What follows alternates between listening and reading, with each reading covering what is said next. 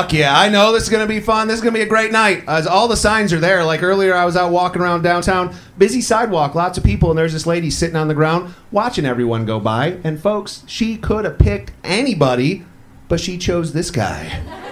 Right? She looks up at me and she's like, hey, you, give me some money. And I was super nice. I responded. I'm like, I'm sorry, ma'am. I don't have any money for you today. And she fired right back with, oh, well, then fuck you, faggot. And I got to tell you, yeah, she had that one holstered for some reason. But I got to tell you, in that moment, in that context, it made me feel good. It made me feel nice. Because normally in that situation, they say, fuck you, you fat faggot. So someone's looking sexy is what I take from that whole interaction. Yeah, the slim cut double XL is looking good. Yeah, fuck yeah. I just hit a birthday. I just turned 24. One more year I get to rent a car. I'm excited. I hear good things. Thank you for that. No, I turned 40. That's how old I am. It's not fun to tell people you turn 40, especially people in their 20s. If you tell someone in their 20s you turn 40, they react like you're telling them that you were just diagnosed with a clinical disease. That is... They say the same shit. It's the same thing. You're like, oh, but you look so good considering. Oh, you're going to live so much longer. Medical science is so good now. I'm like, it's okay. It's just aging. It's not HIV. I'm all right. I'm doing great. And also, I don't feel 40. Like, I don't. Like, I compare myself to my parents when they turned 40. When they turned 40, they owned a business and a house. I own a Hyundai Sonata and a cat with diabetes. That is... what I have. Yeah, it's hard to feel like a grown-up with that on your ledger. I do have a cat with diabetes. That's completely real. I never had a pet get like really sick, and so I took it to the vet, and I realized the vet's whole deal is just testing how much you love the animal when you bring it in. That's the whole thing. Because the cat gets sick and I feel terrible and I take him in. I'm like, my kitty's sick. I feel so bad. Do anything. I'll do anything to help him. And they do all these expensive tests. And the vet comes back and says, okay, your cat has diabetes. And I said, okay, cool. I'm probably going to have it soon, so we'll have it in common. That sounds great. I'll get out of here. He's like, oh no, there's a bunch of stuff you have to do now. Like first you got to get insulin. That's going to be like $300 a month. You got to get these needles. You can only use them once. That's going to be like $30 a month. Then you got to bring him in for tests every single month. That's going to be like $400 or $500 a month just to make sure his blood's okay. And finally I was like, hey, fuck this cat, right? Like, fuck this fucking cat. What are we talking about? He's not driving a truck or nothing. What are we doing, doctor? And he's like, okay, I can tell you're at like the Costco level of love, so we'll turn this down a little bit. We found the right amount. He's doing great.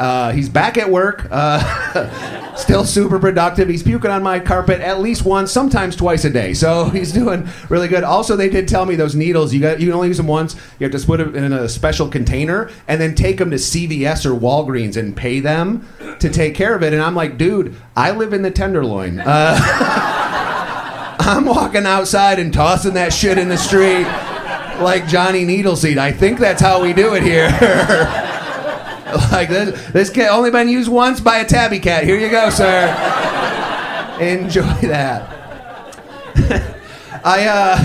I do realize that I'm a little too heavy, but I don't feel terrible about it. I'm overweight, but I'm not like the grossest, fattest person you've ever seen. I'm not like documentary fat. I'm not gonna take the stairs fat. Like that's a very specific level. But I do feel too fat to do some stuff. Like one thing I won't ever do is complain at restaurants. I will not do it because as far as I'm concerned, they're going to go in the back and be like, oh, guys, Jabba's chicken wasn't right. Oh, look at this fat bastard. So I won't do it. I won't complain no matter what. Like I could go to a pizza place, order a pizza, and they could just send out a tray with a bunch of carrot sticks in the shape of fuck you fatty. And I would just go, I guess this is their interpretation of pizza. I'll just...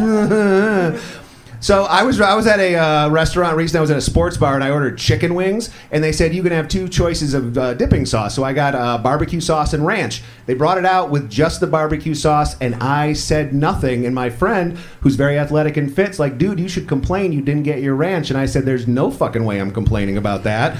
That is the fattest complaint you could possibly Yeah, to be like, I was promised ranch and I didn't get my ranch and I want a bucket of ranch immediately. There's no way I'm going to say that. That's how it sounds to me. He's like, okay, I get it. But you know what you should do then is when you go home, get online, get on Yelp and complain that you never got your ranch. And I said, congratulations, you just found a fatter complaint. You did it. There is no way I don't have a CPAP machine on my face as I'm like, I was promised ranch, and I had to wait until I got home to make sure I had the oxygen to pipe this complaint. So I won't do it. Never, never. I am a married gentleman. My wife and I, like 3 weeks ago, literally 3 weeks ago, hit our 12th wedding anniversary together, which, yeah, thank you. Give it up for surrender. That's what we're supposed to do.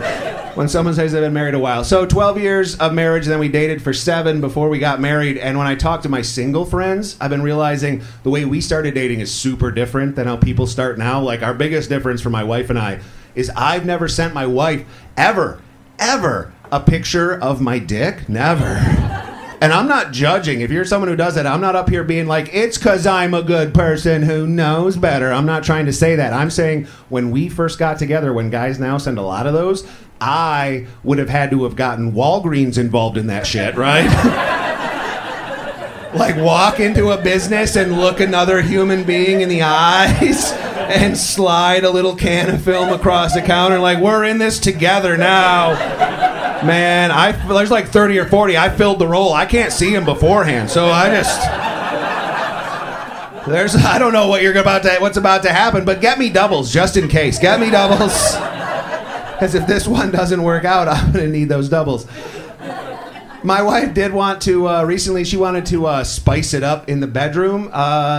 We've been together a long time, and I want to make her happy, but she wanted to try dirty talk. And folks, I've never been a dirty talk guy. I have sex like I'm eating a cheesesteak sandwich. There's a lot of grunting and sweating, and when it's done, I want to lay down. That is how I do that. It is nap time. See you later. But my wife wants to try dirty talk, and I want to make her happy. So we were in bed, and I was just using whatever I could think of from my memory to try to make her happy, and it didn't go great. We were in bed, and it was like, you're a dirty girl, aren't you? You're dirty. And my wife said, yeah, I'm dirty. And I said, yeah, you don't rinse out your coffee cup in the morning when you're done with it, do ya? And she's like, yeah, I'm dirty, I guess. And I said, yeah, it makes it harder to clean it later, doesn't it? Yeah. And then I came just like that, folks. It's fun what you learn about yourself when you try new things.